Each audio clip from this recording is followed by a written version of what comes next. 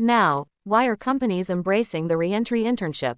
Because the internship allows the employer to base their hiring decision on an actual work sample instead of a series of interviews, and the employer does not have to make that permanent hiring decision until the internship period is over. This testing out period removes the perceived risk that some managers attach to hiring relaunchers, and they are attracting excellent candidates who are turning into great hires. Think about how far we have come. Before this, most employers were not interested in engaging with relaunchers at all. But now, not only are programs being developed specifically with relaunchers in mind, but you can't even apply for these programs unless you have a gap on your resume. This is the mark of real change, of true institutional shift, because if we can solve this problem for relaunchers, we can solve it for other career transitioners too.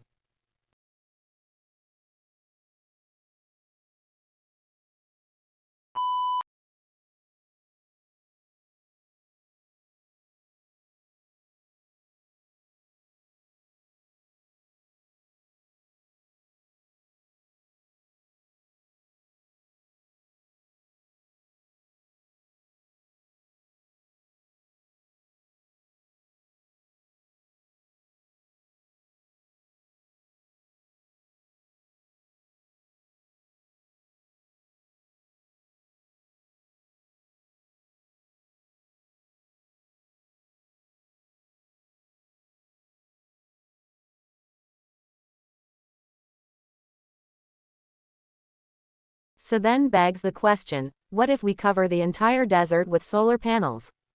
How much energy would we actually be able to produce, and how would this change our planet? Let's take a deep dive. For starters, let's begin here. This is the Where's That solar power station in Morocco, the world's largest concentrated solar power plant currently in existence in a marvel of modern engineering. Once fully completed and operational, the plant will take up an area of 25 square kilometers and be capable of producing 582 megawatts of electricity. It will even be capable of storing solar energy in the form of superheated molten salt, which allows for further production of electricity even into the night. After investing more than $9 billion into their solar energy objective, Morocco aims to create 4 additional plants similar to this one in the Sahara.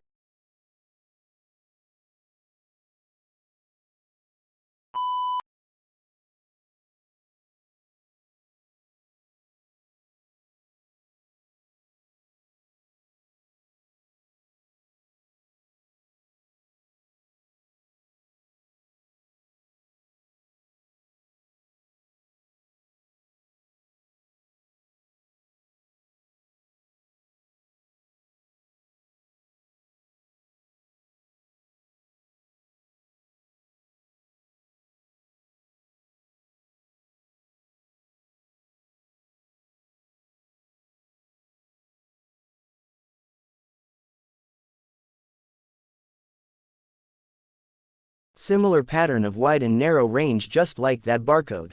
We get to the point where we can just look across samples. Okay, there's 1580 and there's 1735. We know where those difficult years are. We able to look at the records in the rings, and from that reconstruct streamflow much further back than we can just with historical records. In some areas under the best conditions were the best species, we can have up to 10,000 years record from tree rings. We have maybe 5,200 years historical records from the rivers around here. We have trees and go back several hundred years. If you look at the Weaver River, we have about 100 years of record. To gives us a rough idea of how long droughts of Benin have severely been, but it's only 100 years record and the trees have been around for 600 or 700 or more years. How can they give us a much longer record of those droughts?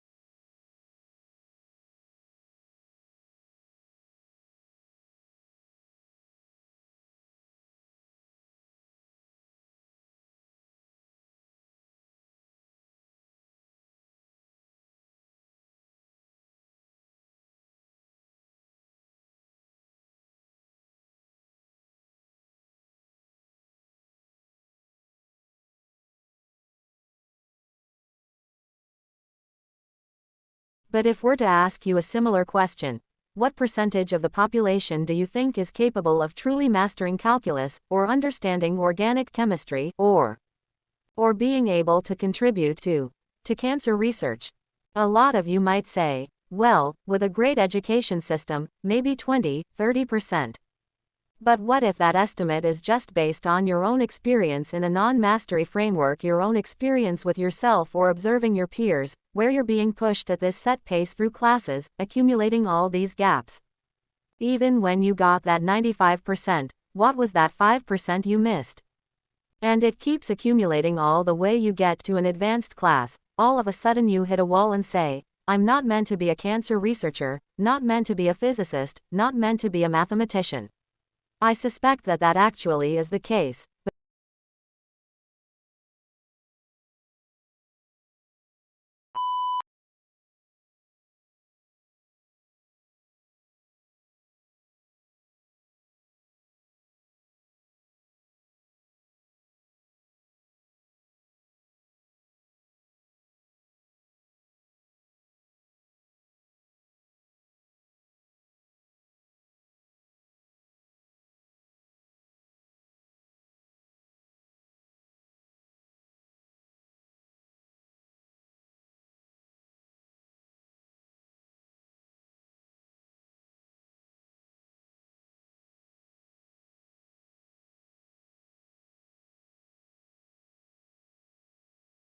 Sometimes ignorance is preferable to the detailed truth.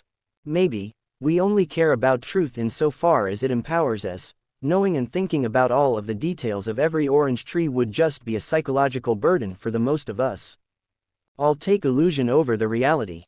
But can't help but ask, is it possible that the mind is actually accessing a deeper kind of truth? Maybe, the mind is separating the signal from the noise. But what constitutes signal versus noise? Our values. A farmer that values knowing all the details of an orange tree will view it differently than a regular person. Well, where do our values come from? Here's Nietzsche's view from beyond good and evil. Behind all logic and its seeming sovereignty of movement, their two stand valuations are, more clearly, physiological demands for the preservation of a certain type of life. For Nietzsche, our values come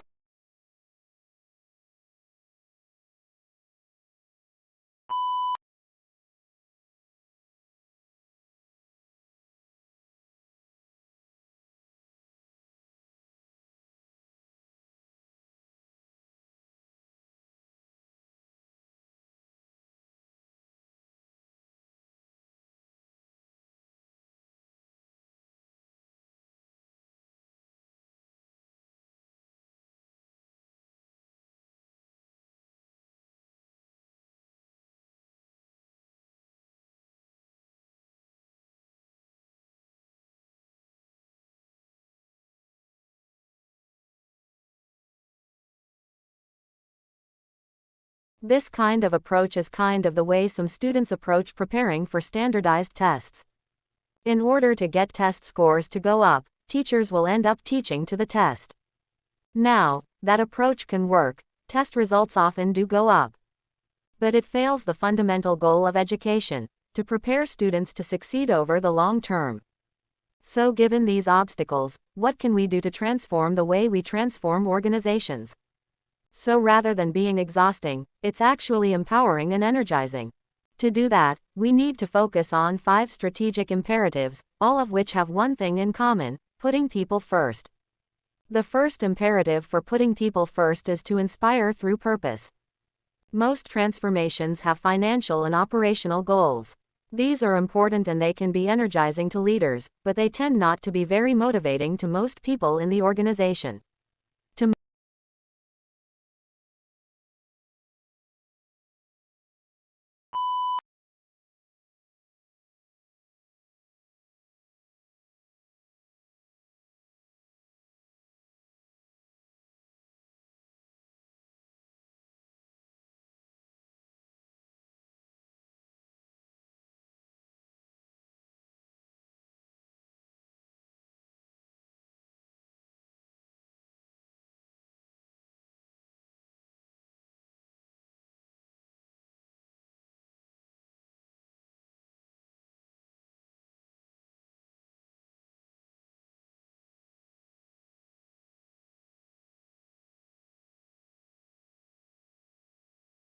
An ant is pretty stupid.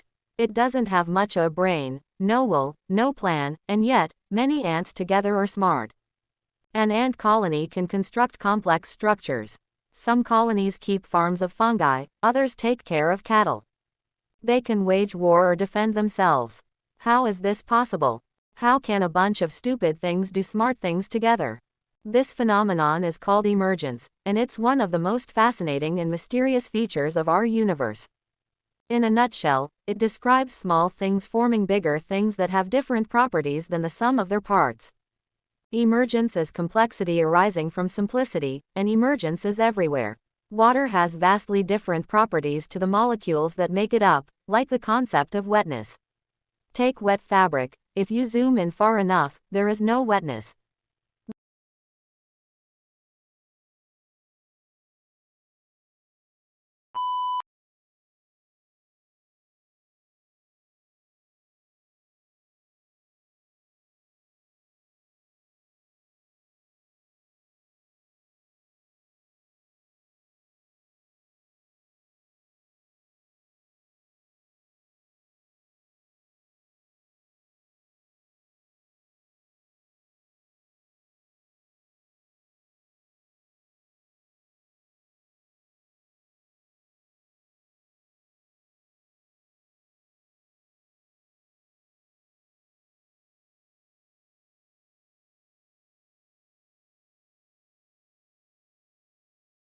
As a speech-language pathologist and as a multilingual mother of bilingual children, I am finding myself shocked and confused at the number of parents I run into who have chosen not to speak their native language to their children for various reasons, or who have been persuaded to believe that speaking their native language to their children will hurt them socially or academically if the primary language of the community is different.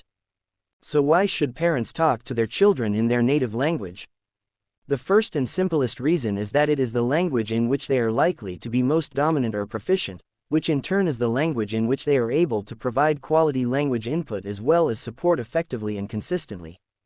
Even if a parent is able to pick up the language of the community, that parent's vocabulary, grammar skills, and ease of communication will probably remain stronger in the native language. I've often heard of recommendations from professionals and educators for parents to stop speaking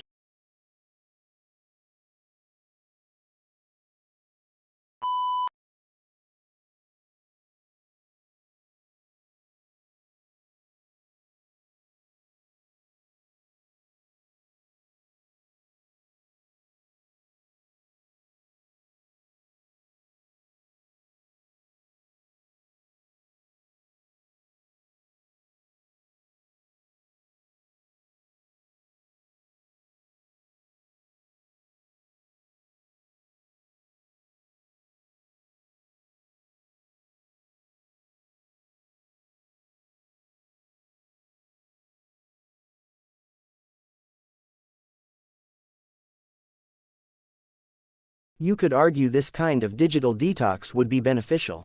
We'd take our eyes off our screens, then strike up real-life conversations with each other. We've discovered that our smartphones can actually make phone calls. We bring back fax machines and start making notes by hand. Well, maybe not fax machines, and hey, we'd still have TV to entertain, as the world would not fall apart. In fact, with almost 4 billion people having no access to the internet worldwide, half of humanity wouldn't notice a difference in the short term. But not you, mighty internet user. You would notice right away.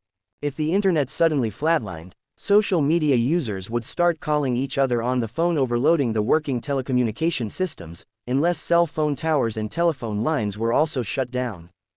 Then you'd go back to writing letters and sending them via post.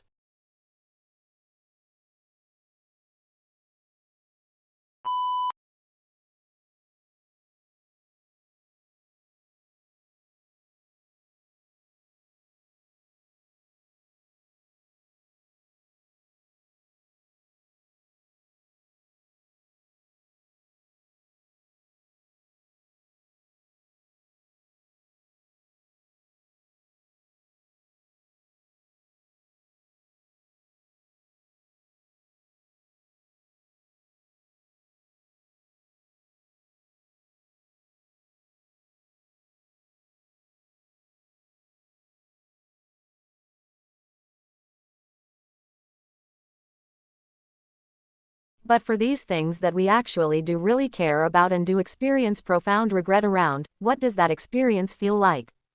We all know the short answer. It feels terrible. Regret feels awful. But it turns out that regret feels awful in 4 very specific and consistent ways.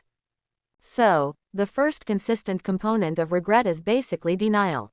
When I went home that night after getting my tattoo, I basically stayed up all night. And for the first several hours, there was exactly one thought in my head. And the thought was, make it go away. This is an unbelievably primitive emotional response. It's right up there with, I want my mommy. We're not trying to solve the problem. We're not trying to understand how the problem came about. We just want it to vanish. The second characteristic component of regret is a sense of